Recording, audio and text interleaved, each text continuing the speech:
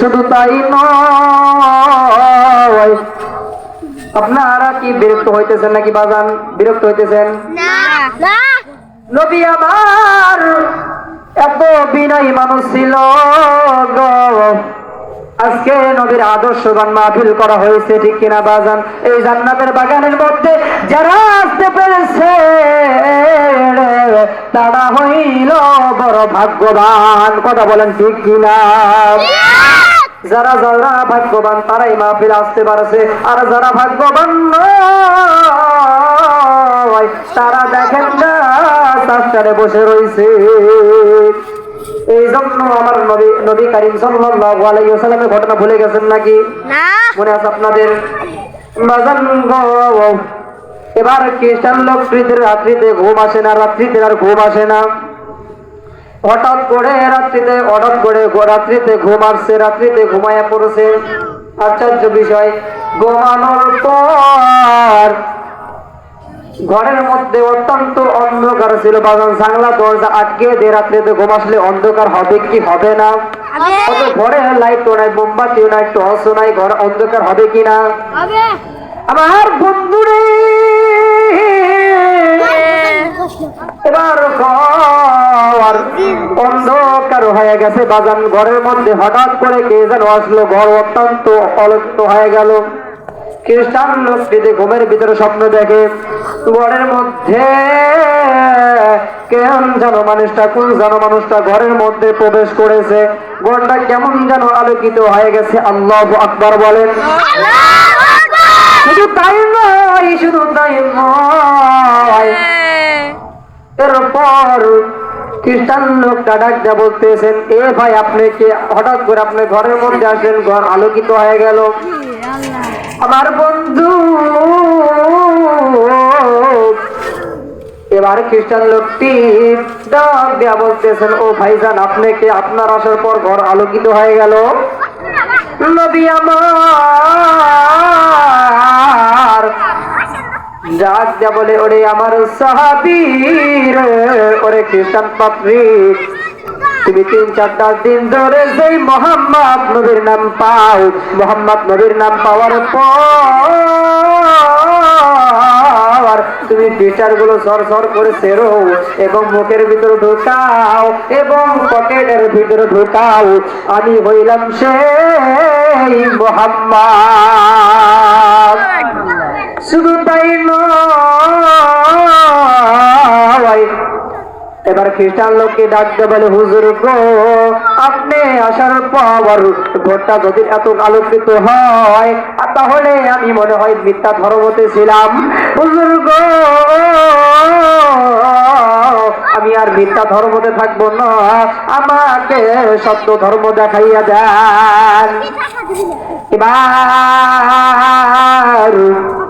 সকাল হইয়া গেল, খ্রিস্টান লোকটার কেমন যেন ঘুমটা ভেঙে গেল বাজান। খ্রিস্টান লোকটি ঘুম ভাঙার পর নবীর সাথে কালেমা পড়বে বাজান। খ্রিস্টান লোকটি এবার দৌড় পেয়ে গেছেন, মদিনার পথে রওনা হয়ে গেল বাজান।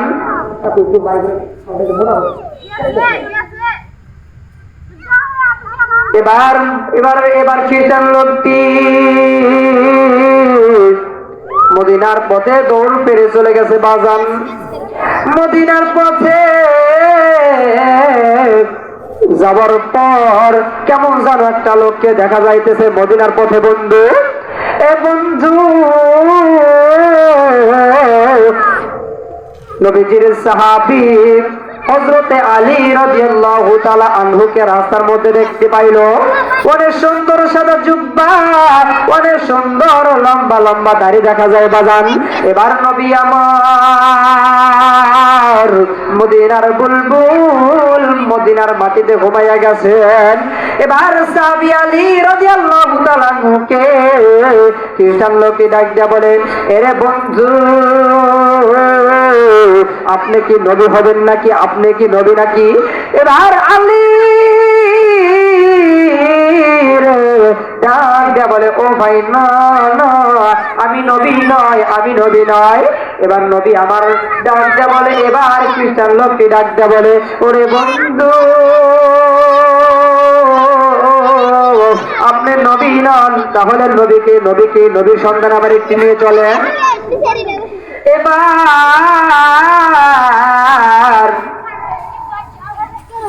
খ্রিস্টান লোকটি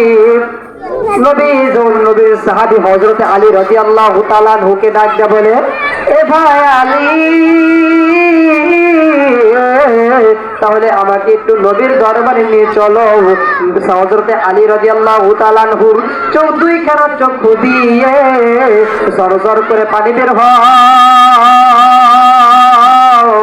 এবার ওই সাহাবী ডাক দেয়া বলে, ও ভাই আলী তোমার চক্ষু দিয়ে কেন জর করে পানি বের হয়, কেন তোমার চক্ষু দিয়ে পানি জর করে বের হয়? এবার ডাক দেয়া বলে, বন্ধু নবী নাই, নবীর জন্য নবীর উম্মতরা বসে আছে। এবার খ্রিস্টান পাত্রী ওমর যাইয়া নবীর সাহাবীরা জর করে কান্দিতেছেন মসজিদের মুবারকের ভিতরে। ডাক দেয়া বলে, ও ভাই আমার একটু নবীর সন্ধান দেখাইয়া দাও, আমি একটু নবীর হাতখানা ধরিয়া আমি কালেমা পড়ে মুসলমান হয়ে যাব। আওয়াজ দেয়া বলেন না সুবহানাল্লাহ।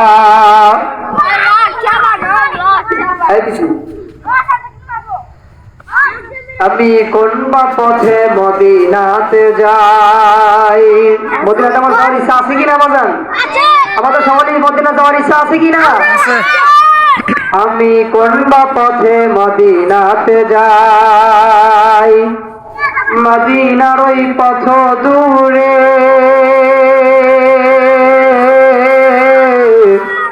লোহিত সাগরের পারে উম্মতেরা দরুদ পড়লে নবীজি খুশি হয়। আমি কোন বা পথে মদিনাতে যাই, মদিনার ওই পথ দূরে লোহিত সাগরের পারে উম্মতেরা দরুদ পড়লে নবীজি খুশি হয়। আমি কোন বা পথে মদিনাতে যাই। আমার বাপ ভাইরা প্লিজ একটু গভীর মনোযোগ দিয়ে শুনবেন। এবার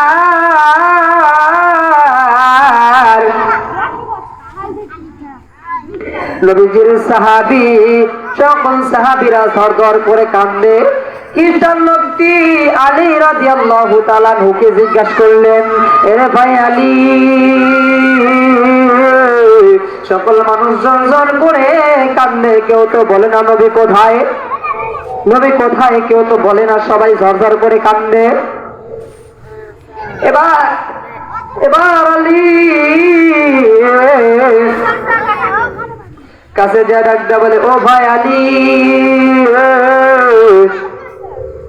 আমি একজন হইলাম খ্রিস্টান মানুষ, আমি শুধু খ্রিস্টান ধর্মের তাফসীর করি, আমি নবীর নাম আমি 10 জায়গায় পেয়েছি। বাজান কয় জায়গায়? 10 জায়গায়।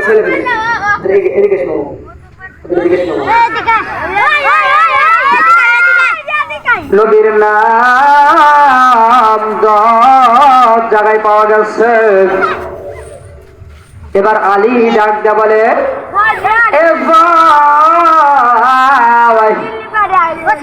তাহলে তুমি কি মুসলমান হইতে চাও? এবার খ্রিস্টান লোকই ডাক দেয়া বলে, ও ভাই আলী আমি মুসলমান হইতে চাই, আমারে কালেমা পড়াইয়া মুসলমান বানাইয়া যান। এবার খ্রিস্টান লোকটি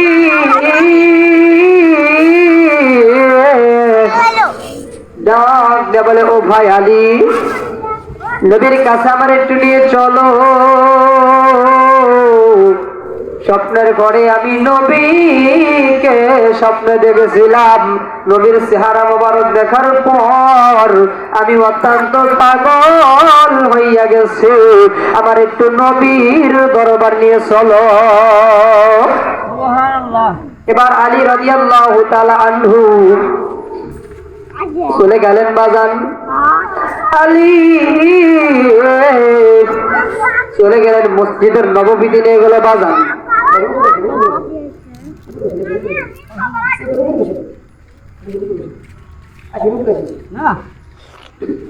এবার আলী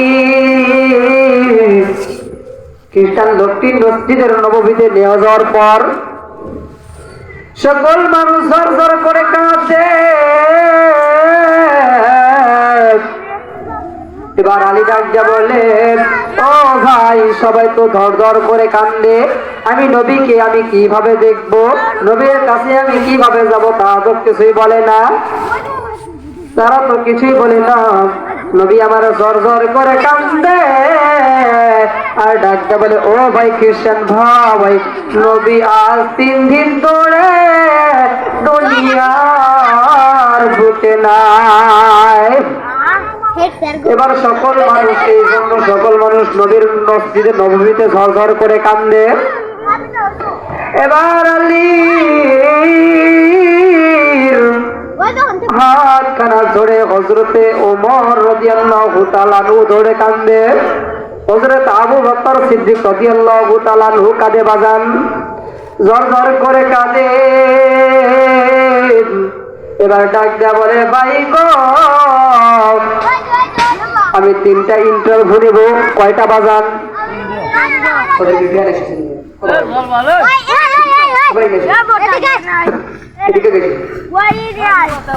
কয়টা প্রশ্ন করা বলছে, কথা বলো যুবক, কয়টা বলো, কয়টা? 3টা প্রশ্নের উত্তর দিবে, কয়টা?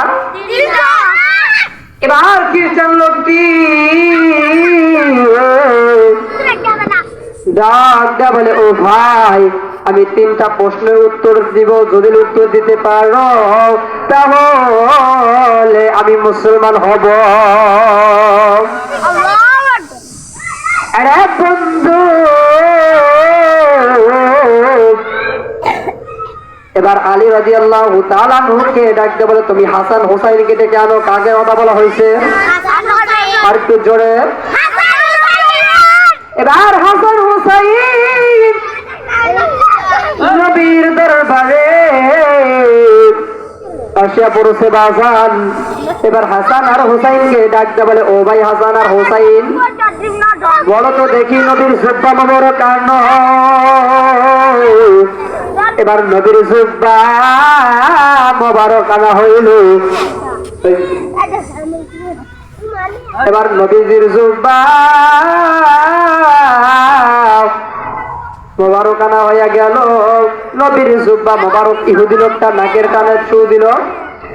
দেখে নবীর জুব্বা, নবী আজ অনেকদিন ধরে দুনিয়ার মাটিতে নাই, কিন্তু নবীর জুব্বা দিয়ে মনে হয় আপন নবীর জুব্বাটা পড়েছিল।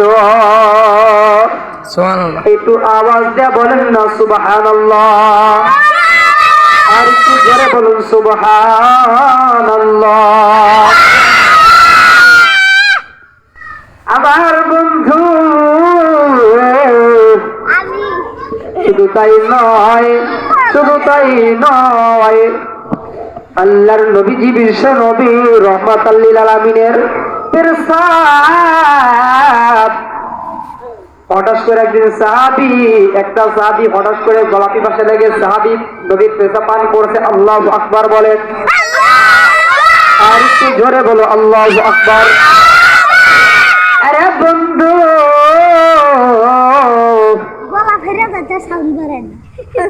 বাজান গো, ও আমার যুবক ভাইয়েরা, গভীর মনোযোগ দিয়ে শুনবা।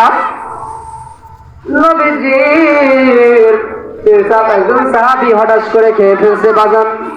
খেয়ে ফেলার পর নবীকে যে ডাকটা বলে, ইয়া রাসূলুল্লাহ, ইয়া হাবিবাল্লাহ, আপনি যে পাতিল, এই পাতিলের ভিতরে কে রেখেছিলেন? বলে কেন?